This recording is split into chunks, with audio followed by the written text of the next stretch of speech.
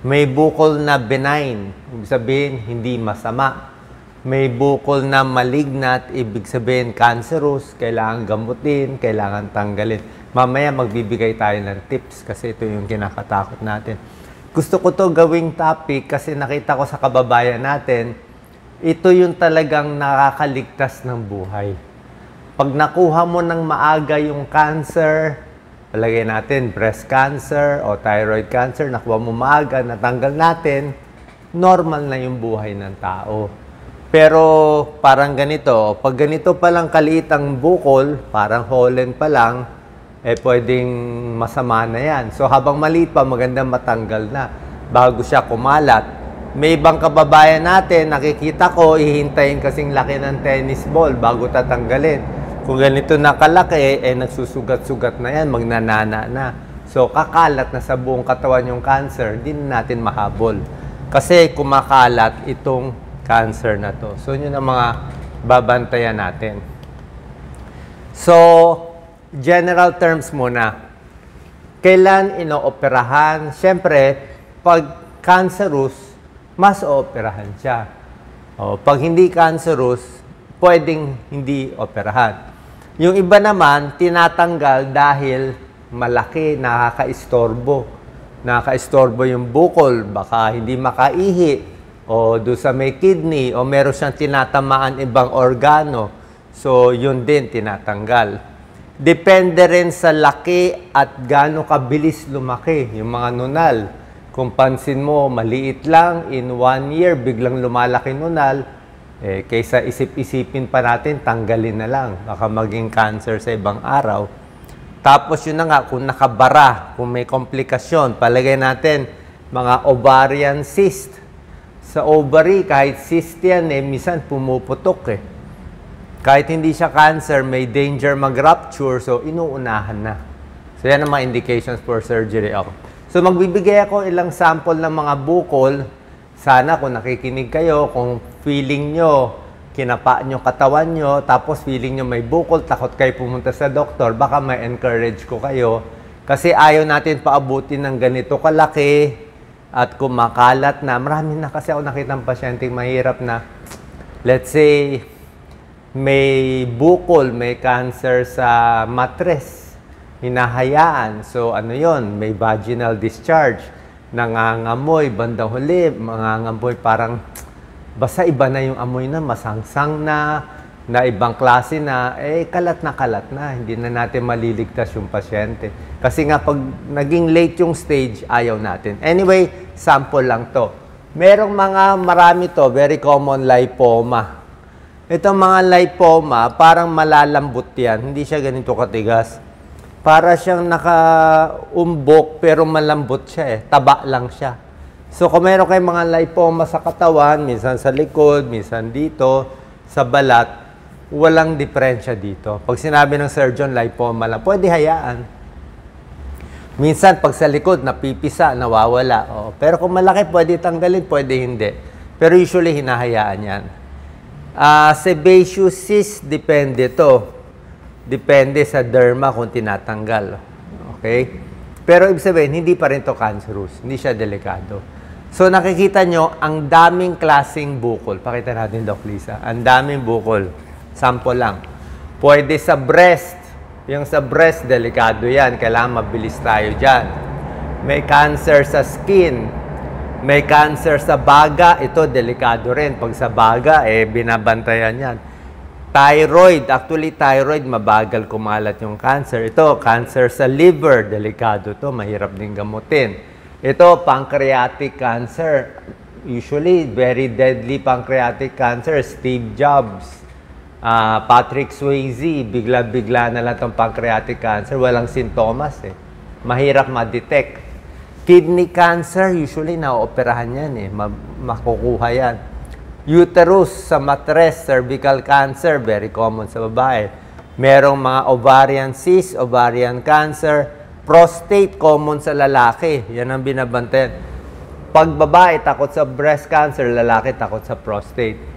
Marami pang mga iba, may colon, may brain, atras mo na, Lisa, may bone, meron ding mga cancer sa balat, sa hita, mga sarcoma.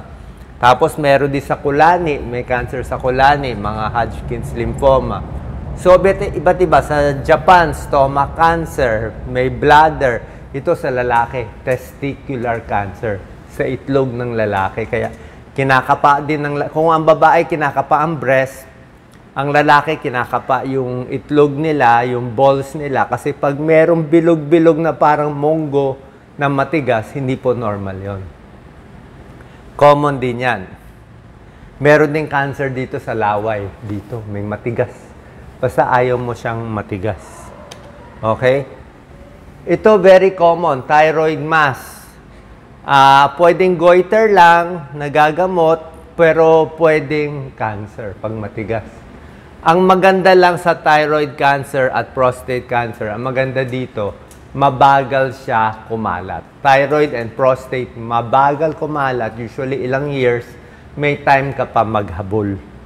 Makakahabol pa tayo. May oras pa. Sabi nga nila, kung talagang mapipili ang cancer, walang choice. Ito, mabagal-bagal, makahabol. Pag natanggal mo, usually, ligtas na for life. Cervical bukol sa leeg. Marami kulani. Ito, pakita natin. Pwede sa tuberculosis, maraming may TB, may infection sa tenga, sa ulo, nagkukulani yan, hindi yan cancer. Sipon, sore throat, tonsillitis, nagkakakulani. Pero, meron ding cancer dyan. Lalo na pag galing sa laway. Sabi ko nga, mga cervical, meron dito sa salivary gland. Pero usually, matigas yun. Nandito. So, basta matigas, ayaw natin yung matigas. Gusto natin malambot siya. Kaya pa-check nyo na maaga. Kasi mabilis lang to operahan. Kung may PhilHealth sa government hospital, kayang-kaya to. Kayang-kaya to. Hindi siya sobra mahal. O, konti lang gagastusin nyo. Pag nakahingi pa kayo ng tulong sa mayor nyo o sa politiko nyo, kamag-anak nyo, makakaya siya. Breast cancer, yan ang pinakadelikado sa babae. 10% na kababayan may breast cancer. Check lagi yung breast ng babae, usually sa gitna ng regla. Okay? Maraming bukol, parang ito, yung kilikili. Bukod sa breast, sine-check yung kilikili. Kasi kung may cancer dito, kung masama siya, kakalat siya sa kilikili. So, katulad niya, may mga bukol. Kailangan malaman yan. Pero ito mga sugat-sugat, pwedeng pimple lang, kakahila ng buhok sa kilikili, pero hindi mo masabi kung kahit ganito kaliliit, ayaw natin. Lymph node sa kilikili, kailangan ma-check agad yan. Kasi oras na kumalat yung breast cancer, lumabas dito sa kilikili, lumipas sa ibang parte ng katawan, mahirap na habulin. Ito, breast cancer. Other choices, merong colon cancer, may luslus din. Okay, ang luslus hindi siya cancer. Kakabuhat. Yan, no? Minsan may lumalabas pag umuubo, para may umuumbok sa may singit, sa may balls ng lalaki, minsan sa may tiyan. Yan, no? Lumalabas yung bituka. Delikado rin ang luslus kasi, pag lumabas yan, pwede maipit. So, merong opera dito, tinatapalan. Nilalagyan ng bagong tapal dito para hindi lumabas. Hindi rin delikado to, kayang-kaya ng mga siruhano natin dito, mga surgeons. Testicular cancer, importante yan. Tulad na sinabi ko, yung sa itlog ng lalaki, kinakapa. Yan, oh. Ito kasi, pag nagkaroon na ng mga back pain, mga masasakit, medyo late na yan eh.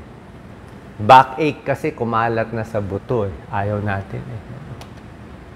Itong mga bukol-bukol, usually walang problema to. Sa mga arthritis lang yan eh. Baka gout, o hindi siya cancer. Pero ginagamot din yan. Yan mga tendinitis, yung sa paa. So, mga bukol to, pero hindi siya cancerous. Yung sa mga mata, syempre, hindi naman yung cancerous. Okay? So, para makaiwas sa bukol na hindi natin alam kung sino tatamaan nito, number 1, iwas sigarilyo. Maraming cancer dito connected sa smoking. Kahit sa vaping, iwas na tayo. Mga lung cancer, bladder cancer, stomach cancer, marami. Eat healthy. O, kailangan kumain na mas healthy. Sunscreen for skin cancer. Vaccinated, merong mga Hepa B. vaccine, may mga cervical cancer vaccine, meron din dyan. Alak, para hindi magkaroon ng liver problem. Tapos magpapacheck sa doktor. Bukod sa lifestyle, actually mentality din yan eh. Hindi siya proven, pero yung mga maiinit na ulo, galit, maraming kaaway, yung maraming iniisip, usually naka-high blood at parang mas nagkakaroon din sila ng cancer. Kaya mas maganda mapagpatawad, mas maayos. Sa pagkain, very important, ang whole foods. Pakita natin, Doc Lisa. Yung tunay na ayaw natin ang junk food, fast food.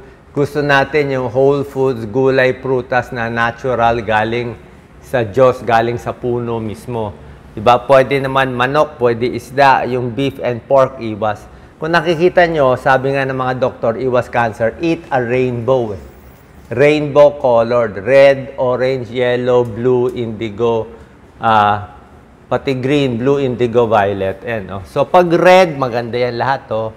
Red, mga strawberry, prevent skin cancer, para sa puso, kamatis. Pag purple, mga ube, maganda rin yan, sa katawan. Yellow, anti-cancer din yan. Sa mata, carrots, tsaka yung mga mangga. Orange, yung mga orange color, dalandan, oranges, lemon, pwede rin. Itong white, garlic, sibuyas, green, syempre lahat ng green leafy vegetables, maganda katawan, maganda sa katawan. So lahat po to, kung mahilig kayo sa shake, ako, umiinom ako ngayon ng apple carrot shake, may tulong po yan, mga anti-cancer properties po to. So yun lang po magagawa natin. Kwento ko lang na matagal na po namin ito ginagawang advocacy, bata pa kami, ito mga 20 years ago. Pag sa medical mission, bukod sa pagbibigay ng gamot sa high blood, diabetes, yung mga tinutulong namin, gusto rin namin yung pinapa-opera yung mga pasyente. Bukol sa leeg, bukol dito, malaking tulong kasi pag na-operan. Ginawa pa namin foundation dati, ito yun. For 20,000, makakasave ka ng buhay. Ito yung mga bukol na mabilis operahan, kayang-kaya sa Pilipinas. Thyroid, neck, myoma, ovary, hernia, gallbladder. Yan po maganda. Life-saving. Lalo na to sa thyroid. Kung di kasi, pag hyperthyroid, baldado siya. Pag ganito sa leg, hindi siya makalulon. Paano siya magtatrabaho? Pag pina-opera mo, wala pang 1 week, 2 weeks, ano na siya? Normal life na. Kaya napakaganda itulong one life for mga... Pag may PhilHealth, mura lang. Baka halos libre na ngayon eh. Pipila lang tayo. Kaya pag umiikot kami, ngayon mabuti kasama namin itong Birch Tree Advance. Ito lang po yung tunay na tinutulungan namin product, Birch Tree Advance. Umiikot kami sa buong Pilipinas, nagbibigay ng libreng nutritional drink. Kausap ko kasi yung company ng Birch Tree Advance. Wala po ako nakukuha dito, tulong lang. Pero bukod sa health tips, lagi ko tinatanong yung mga tao na sino dyan may bukol. Kasi karamihan, may magtataas ng kamay siguro, mga 5-10. Sabi, may bukol ako dito. Usually, takot lang sila magpa-opera. Parang takot sila, baka mamatay, hayaan na lang, basta Diyos na lang. Kaya lang, bawat gising nila, palaki ng palaki yung bukol. Diba? Baka sa breast, baka sa tiyan, lalo na dito, marami dito. Pag kinakapa ko yung mga bukol, siguro mga 50% parang cancerous kasi matigas. So, sabi ko sa kanila, pa-operan nyo yan. Tutulungan natin, tutulong din naman yung mga local officials nyo. And hopefully, kulang lang sila sa yung gusto nila magpa-opera. Kaya kung nakikinig kayo, takot kayo, may vaginal discharge, alam nyo naman yung masama pakiramdam nyo Masama kutob nyo di ba? Parang may bukol, masama kutob nyo.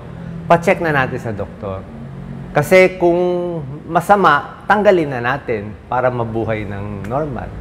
Kung hindi naman cancerous benign, di-observe na lang. At least, alam natin. Kasi mahirap yung dala-dala natin sa buhay natin itong mga bukol-bukol na hindi natin alam kung anong mangyayari sa ibang araw. Okay? Sana po nakatulong itong video. Kung meron kayong mga bukol, punta kayo sa surgeon nyo, punta kayo sa OB nyo. Baka itong sa video na to, makaligtas tayo ng ilang buhay. Salamat.